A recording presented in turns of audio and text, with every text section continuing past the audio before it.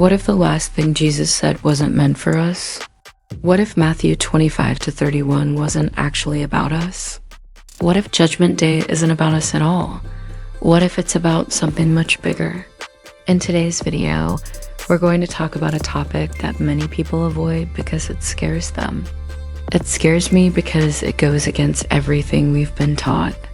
They're watching us and waiting for the Judgment Day, when they will be freed from their prison and inherit the earth. I believe that we need to wake up and start praying for protection over our minds and hearts against the demons and their attacks.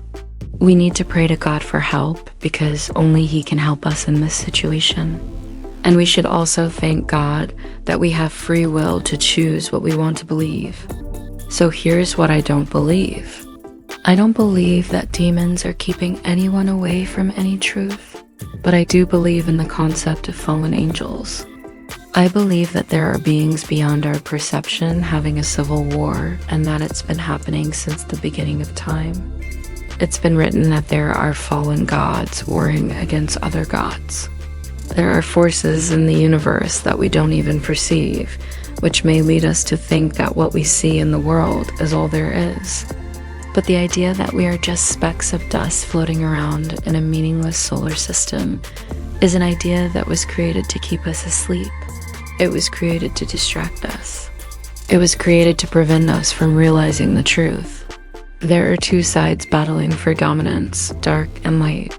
Some believe that they're separate things, but I believe that they're opposite aspects of the same coin.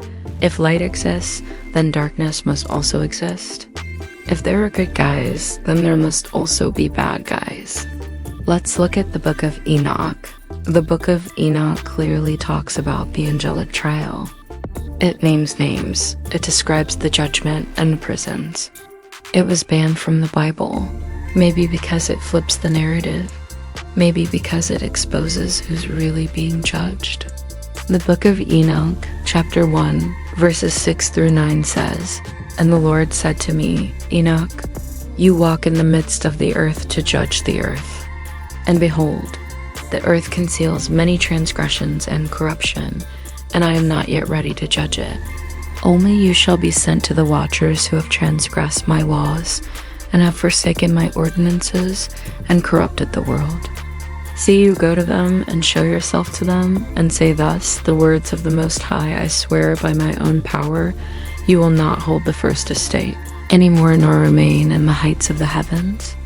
You have defiled yourselves, and I will bring punishment upon you, and you will be banished from the presence of the Lord. And you shall prophesy to the giants, the sons of Seth, your sentences come upon you. I am about to send destruction on you.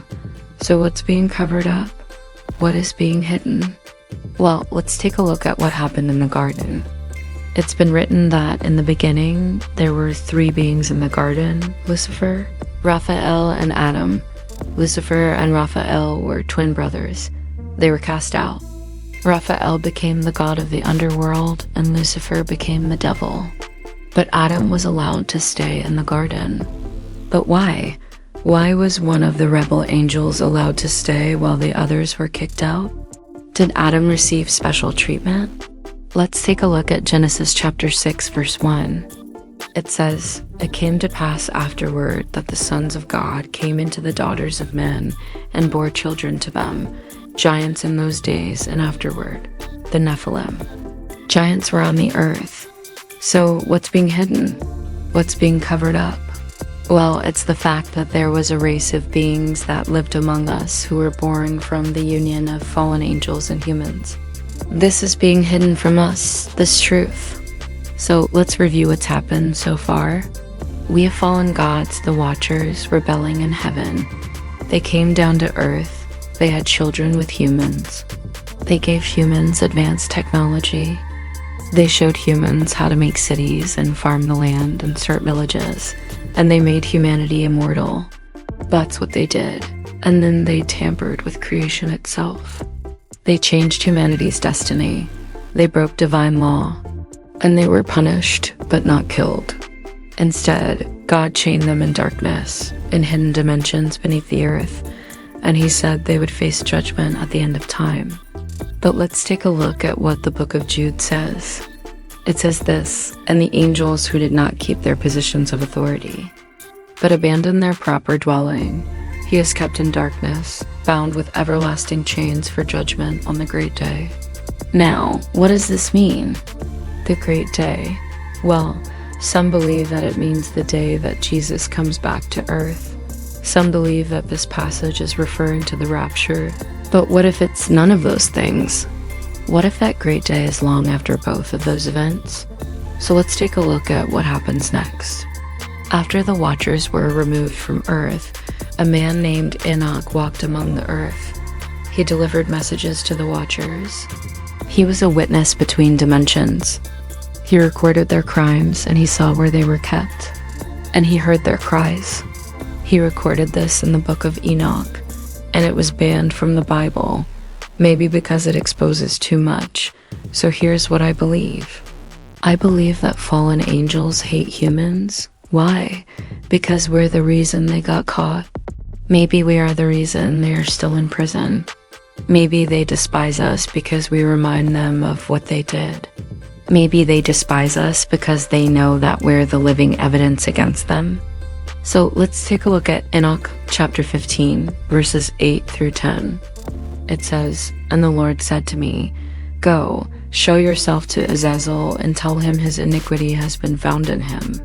For behold, he has transgressed my ordinances, and has slept with human beings, and has taught them sorcery, and he has led them into idolatry.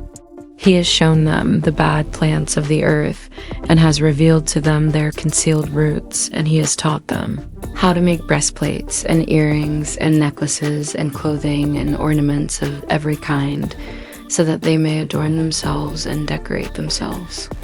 Then Michael came to me and said, Arise, Enoch, and come, let us plead against them in heaven before the Lord of the worlds." So what did Azazel teach humans? He taught them sorcery. He taught them magic. He taught them how to cast spells and curse other people. He taught them how to manipulate energy. He taught them how to control the weather. He taught them how to control the elements. And he taught them how to use crystals. Sounds familiar? Does that sound like New Age stuff? It sure does. We've been taught that most of the population on this planet is doomed. We've been taught that only a select few will get saved. But what if the only reason we haven't been judged yet is because we're serving as witnesses? What if our entire lives are just part of a divine trial? And what if that trial is happening right now?